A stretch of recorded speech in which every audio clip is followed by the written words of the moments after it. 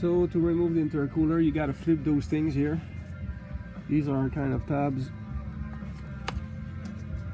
There's two of those. Once you remove it,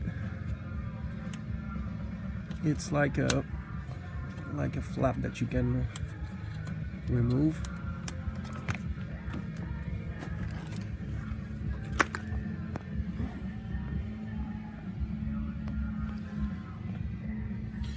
Okay, then to keep going with that, there's a hose there. That one connects to the turbos, and there's the other one there that connects to the air duct. These are hoses you need to take out, and there's also one screw here. I don't know if it's easy to see. It's right there. I'll take a light to show you. So here's the screw I was talking about. In order to remove these clips with the hose, the way you proceed is you take the big flat screwdriver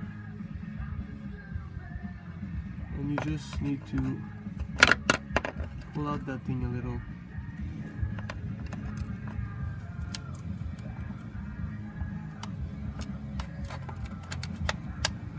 You should clip like that, and then it's just you take your hands, and normally that should just come out easily. You can help yourself with a screwdriver or something, but if you had a hard time or you're not sure this is free, you can always take out this clip completely. There's the split here. It's hard to see, but hold on, let me try to show you. Right there, it's an aluminum flange, and then it comes to plastic. So you do that for both. This hose can be removed easily. The one that goes to the air duct, it goes to the hair ball where you got the air filter. The other one, for now, we're just gonna let it free, and once we're gonna have some room made, we're gonna be able to remove it directly from the turbos. So here goes the intercooler. My pipe on the turbo side was not clamped. Probably you were able to saw that on the video. So, and there's a seal that seems to be broken on it. There was oil also, so I'm gonna store this thing up on the side to let the oil go through. So I should be able to remove it on the bottom pipe.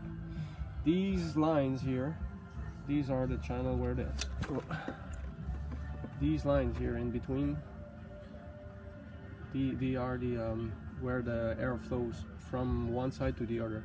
In between, the zigzag thing is to cool it when the air goes through it. So by putting it this way, oil will go all the way from the top side to the bottom side by the time this job is going to be done. So here's the broken seal I was talking about. This seal is around the pipe that plugs from the turbo into the intercooler.